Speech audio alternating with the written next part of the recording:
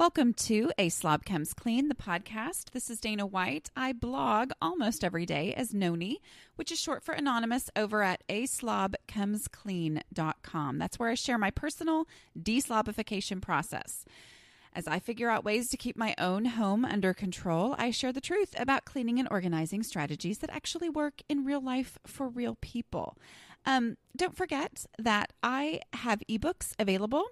Today is February 5th.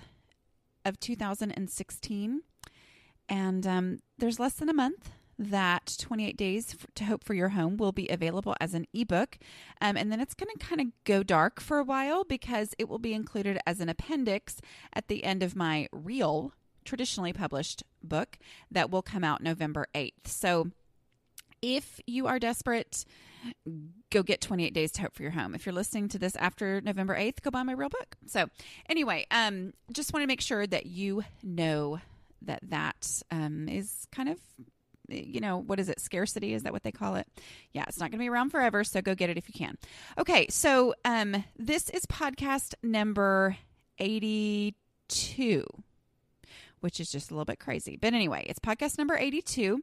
And I'm so sorry that I did not release a podcast last week. My book edits were due.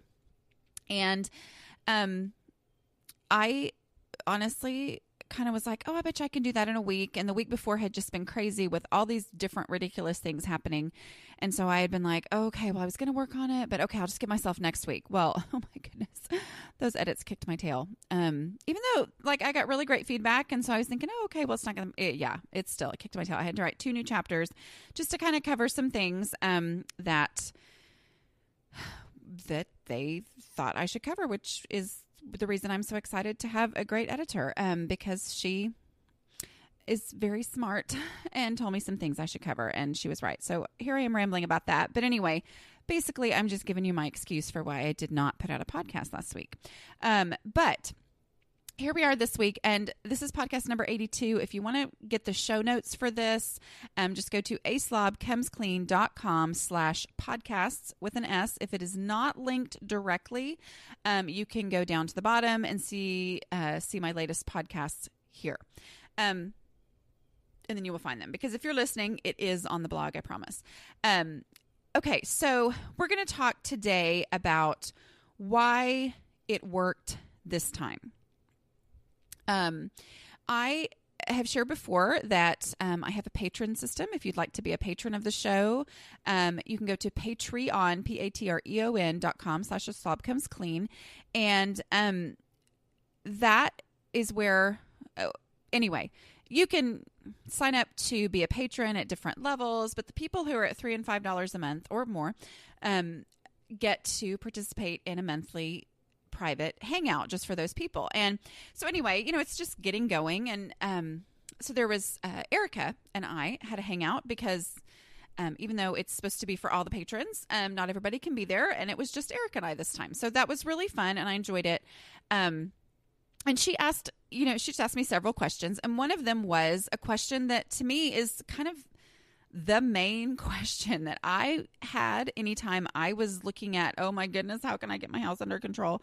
And I think it honestly is the main question that most people have. And so I thought, well, I'm going to answer that. I've talked about it before, but basically her question was this. She said, I tried such and such, and that everybody knows about. And when she found that, she was all gung-ho and thrilled and excited and, oh my goodness, this is going to change my life. And she went full force into it, and then it fizzled. And then, she found another method and was all excited and went full force into it and failed.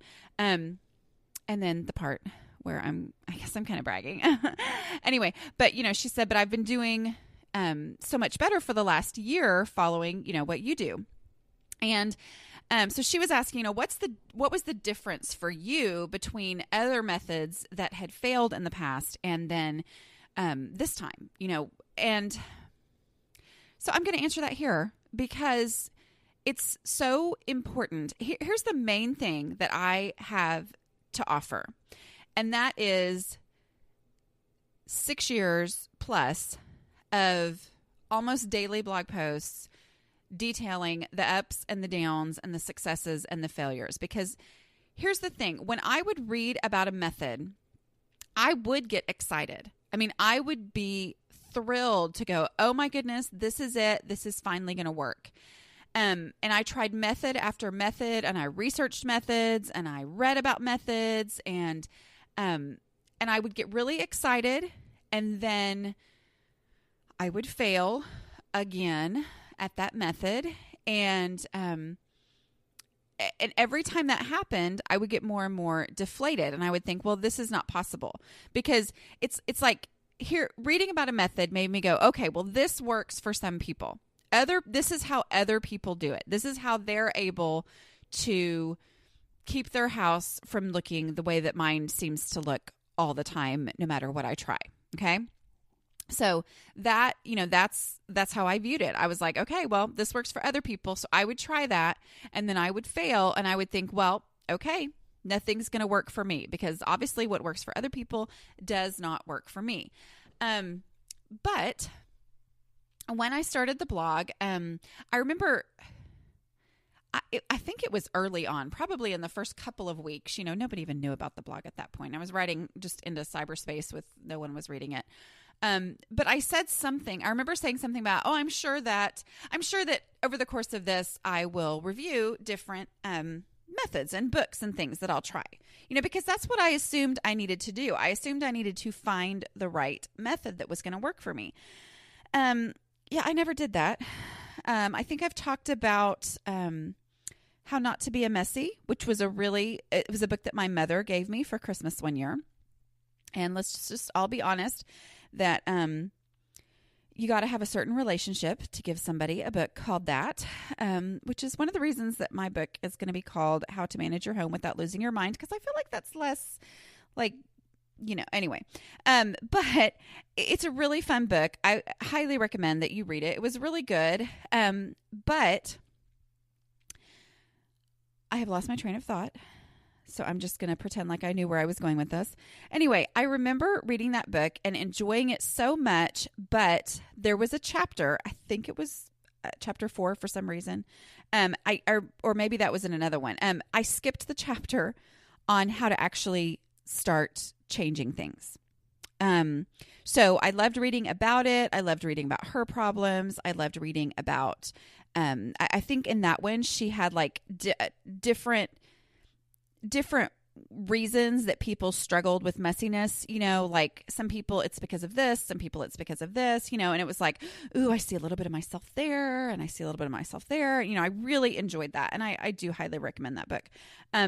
But when it got to the chapter of, okay, create a notebook, get things together. Let's get this figured out how you're going to do it. I skipped over that because that overwhelmed me. I think, isn't there a book called that the Slob sisters wrote? I really enjoyed that one as well. I read that soon. I think the summer before I started this blog. I think I found the book itself at a garage sale or something, and I loved it. But again, when it got to the actual chapter about what to do, I skipped it. I think that was the one where it was chapter 4. But I mean, like where it was, okay, this is how you actually make changes in your house. I skipped that chapter because it just completely overwhelmed me. Because here's the thing. I would look at it as, okay, this is how I start on this project. But then I would look at my house and I would go, this project is so beyond me. I can't do this. It's a lot like a diet. When you hear the people who are successful are the ones who make it a lifestyle change. Well, when I hear that, I go, okay, then I have to change. Everything about me has to change. Everything familiar in my life of the way that I've been doing things has to change. I'm not quite ready to say I'm done being the person I've always been, and I'm going to be a completely different person starting right now. It's overwhelming. And so I would get overwhelmed and I would not actually start. I mean, I gained things from both of those books. Don't get me wrong, but I never actually started because the thought of everything's going to have to change was just so completely overwhelming to me. And so I assumed that I was going to find the method one day. Well, the main thing I realized about a year in, my little statement that started running through my head over and over and over again was, methods don't change my house. Or no, I'm sorry. See, it's not as profound when I mess up, is it? Anyway, methods don't clean my house. I have to clean my house. That was my big, profound moment of realization. But it wasn't a moment where someone told me that and then I changed everything. It was by cleaning my house. If you know my story, you know that when I started the blog, I was so desperate. I didn't have time to read about how to clean my house before I just started cleaning it. Okay. I was starting this blog. I was like, okay, I've got a major problem. I've got to deal with this. I don't know what to do. I'm going to go do the dishes. And I did the dishes every day. And as I did those, then I started to understand the method, the routine, the timing that works in our house for our family. And then I started to understand basic housekeeping principles of, if I do them every day, it takes me 15 minutes each day. If I skip a day, it takes 45 minutes the next day. If I skip 2 days, we're at like 3 hours. It's this crazy dirty dishes math thing that happens that I had to realize. But it wasn't a method. It was just doing the dishes. Okay? So I knew, yes, I had done the same thing that we talked about in the hangout. Going gung-ho. Yes, this is it. I'm going to change everything. Taking on too much, getting overwhelmed. And here was the issue. I would miss a day. Okay? I would, set up, this is what all I'm going to do with my house and in my life. And I would set up this day. I would set up this routine, this method, get it going, and then I would miss a day. And then I would miss another day. And then when life got crazy, as my slob vision flared up, as I had some other project going on that was keeping my focus, and life got crazy and things got out of control again, I would look at my house and go, well, that method didn't work. The truth was, I just hadn't done the dishes for 3 days. It's not that the method didn't work. It's that I hadn't done the dishes for 3 days. And so I would throw out the whole method. I would be like, well, okay, well, that didn't work. I don't know what to do now. And then I would go back to my piddly cleaning, which is one of the issues that I used to really struggle with. And I still do. It's one of those things I have to verbally talk myself through all the time. We talked about visibility in the last podcast. And visibility is so everything, but I would do the piddly cleaning thing. I'd be like, okay, it's time to clean my house from top to bottom. And I would go work on the master bedroom closet, when the dishes were piled up all over the counter.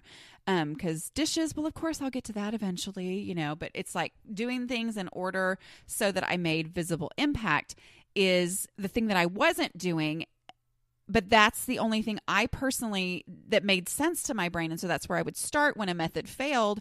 And then I would be back into this same, cycle of, oh, well, I don't know what to do. Oh, well, even when I put in lots and lots of, I'm kind of worried that one of my neighbors is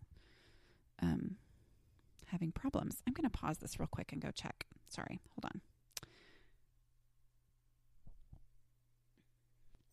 Okay, I'm sorry about that.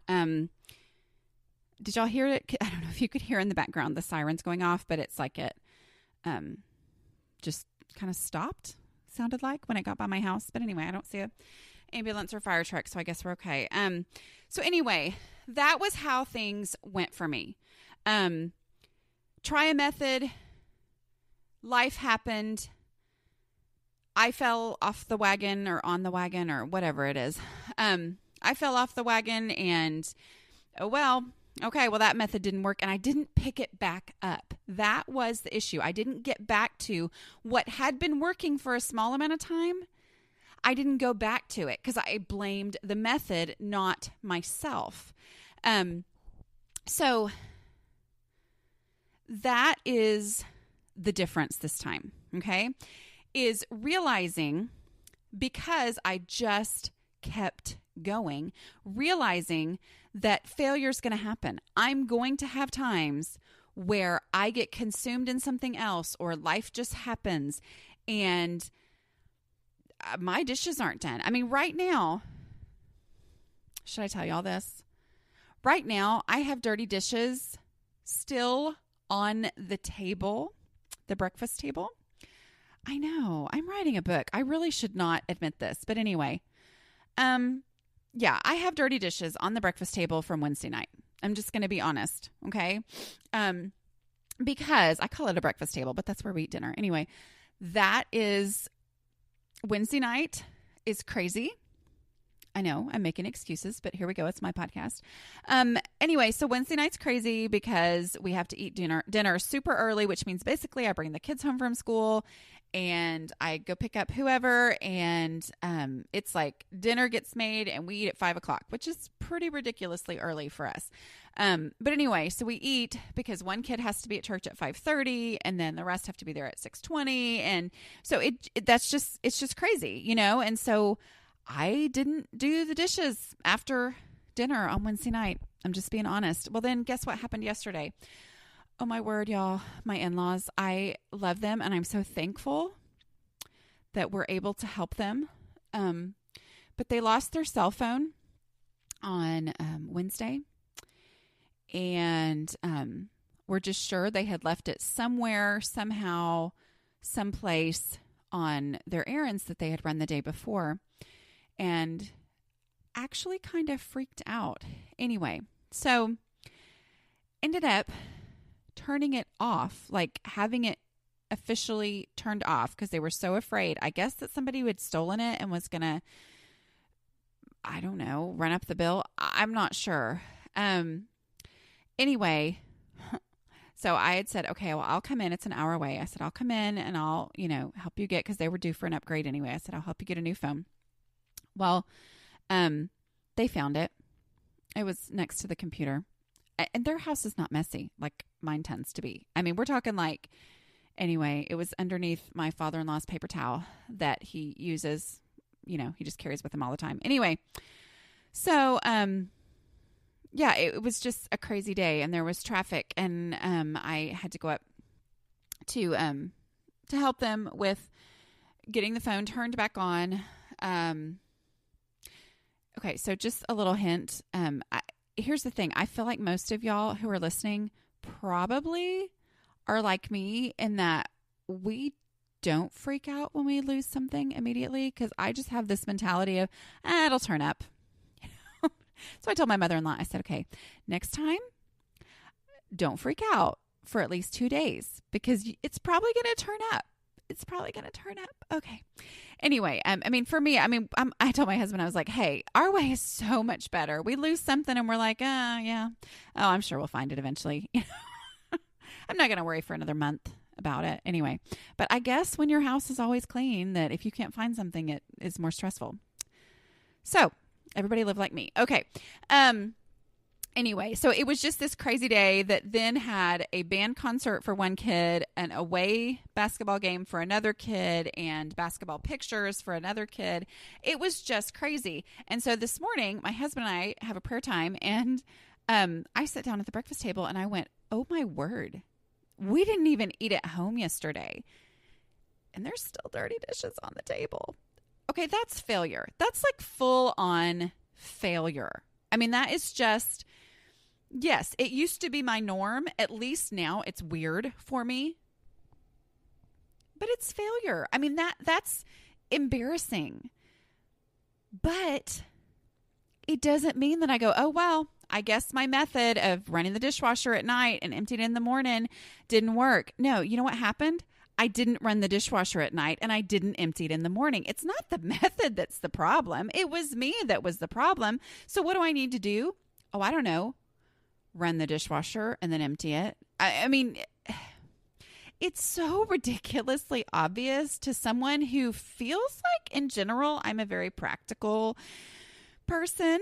But for some reason, that's just not how I treated all this before. I didn't treat it as, oh, well, I just kind of got off track. I need to get back on track. It was, oh, well, okay, well, that doesn't work.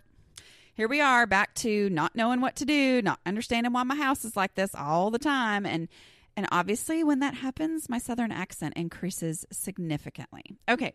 So again, what is it that's different this time for me? Which, talking to Erica, I'm pretty sure, sounds like this is what's different for her too. It's just the keep it on going, acknowledging that failure is going to happen. Acknowledging that failure is going to come, that you're going to get off track, and that doesn't mean it's over. Here's the thing. This is not a game to win. Okay? This is not something that we win. Whew, my house is clean. That was my problem before. I would clean like a maniac, have a perfect house, and think I was done. Well, I'm not done, ever.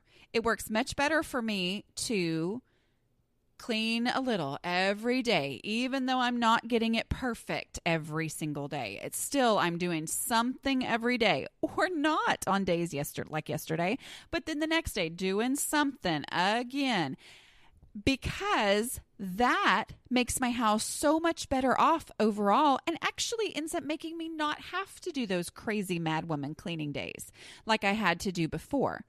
Okay. Oh my word, this is one of those days.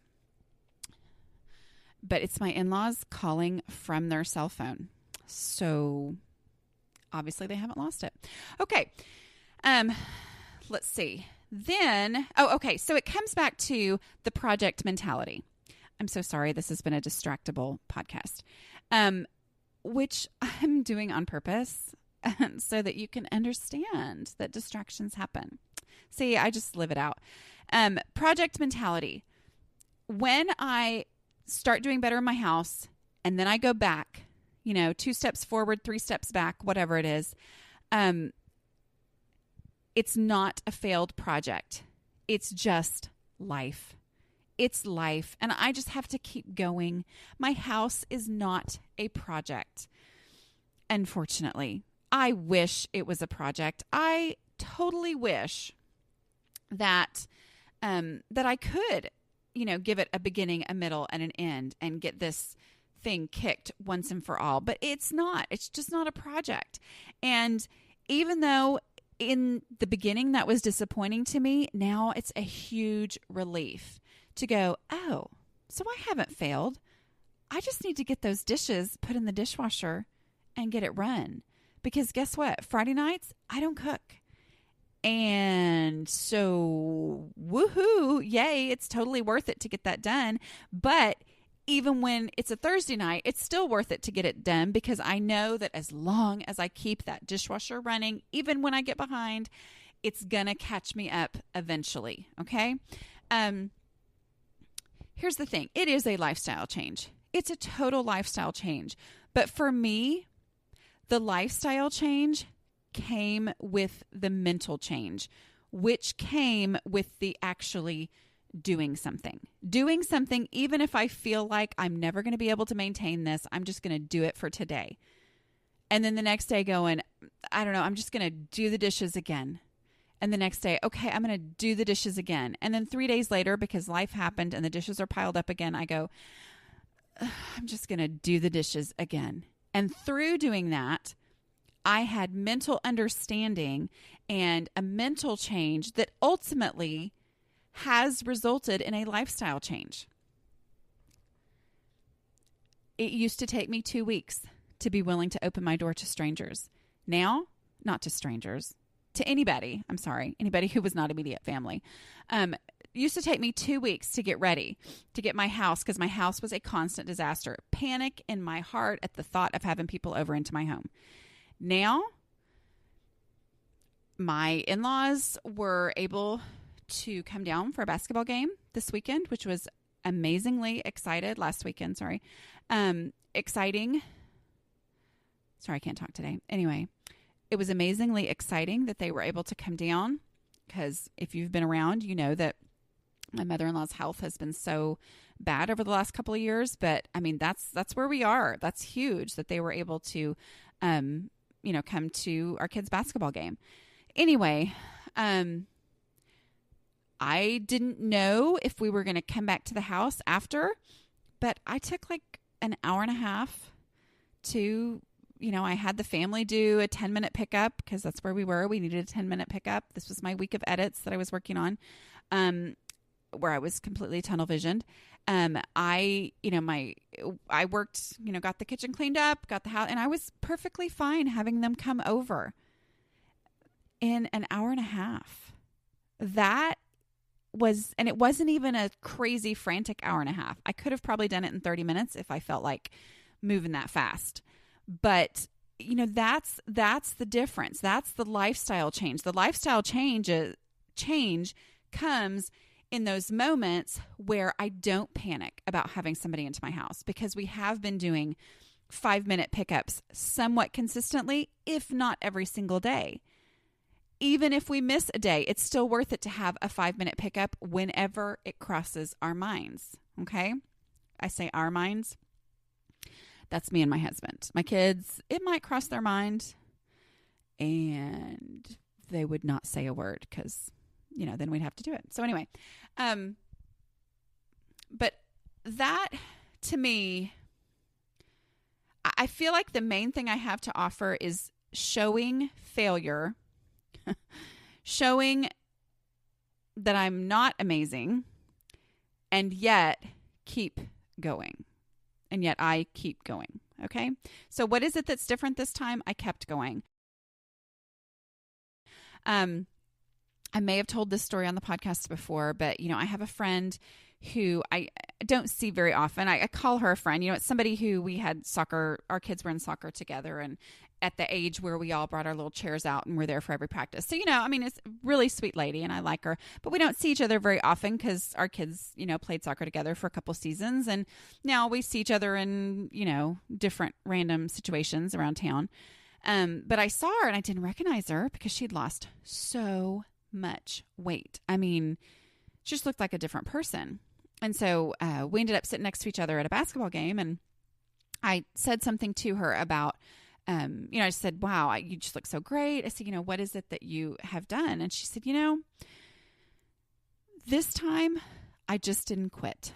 She goes, I'd always quit before when I would try to lose weight. And this time I just didn't quit. That's the only difference. She said, yeah, I've tried some different things and everything. She goes, I just didn't quit. I just kept going. And to me, that is the most beautiful statement ever. Don't quit. Whatever your house looks like right this moment, it is what it is. Go from there. Don't quit. As long as you don't quit, then even when you fail, you haven't really failed. It's just life. It happens. It happens more often to people like me with TPAD and slob vision and all the crazy things, it's just life. So anyway, okay. I'm going to quit there. Again, I just want to remind you that 28 Days to Hope for Your Home will be going away very soon. So get that if you don't have it. It's available on Amazon for the Kindle, as well as in a PDF that you can purchase on my website directly, aslobcomesclean.com. It's right there on the sidebar if you're on desktop. If not, scroll down and I know what it is. Look, top right corner, there's like 3 lines or something. You can click on that and it will show you my categories, and ebooks is one of those categories. So go to those. If you want to be part of these private hangouts, which I'm sure eventually we'll have more than one person there at a time, which actually was really, really fun. But anyway, if you want to be part of that, go to patreon.com/A Slob Comes Clean. Okay, thanks for joining me, and have a great week wherever you personally are in your deslobification process, and I will talk to you next week. All right, bye.